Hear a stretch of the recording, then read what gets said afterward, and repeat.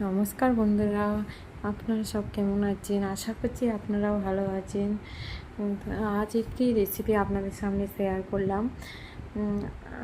আজ এই রেসিপি একটা শেয়ার করলাম। আজকে হচ্ছে কচু পাতার ঢেঁড়স তৈরি করব। ঢেঁড়স বলতে পারেন, বড়া করতে পারেন, যে যেরকম বলে। ওই আদা রসুন আর ধনের গুঁড়ো, জিরের গুঁড়ো, লঙ্কার গুঁড়ো দিয়ে বেসনটাকে ফাটিয়ে নেবো। আর লেবুর রস দিয়েছিলাম, লেবুর রসটা হচ্ছে কম পড়েছে, সেই জন্য আবার তেঁতুলের দিলাম। আপনারা ট্রাই করে দেখবেন। এই রেসিপিটা আপনাদের ভালো লাগলে শেয়ার, কমেন্ট এবং ফলো করে দেবেন। আপনারা ট্রাই করার পরে যদি ভালো লাগে আপনারা কমেন্টও করবেন। তারপরে এটা করার পরে গোল করে নিয়ে একটু ভাপিয়ে নিতে হবে।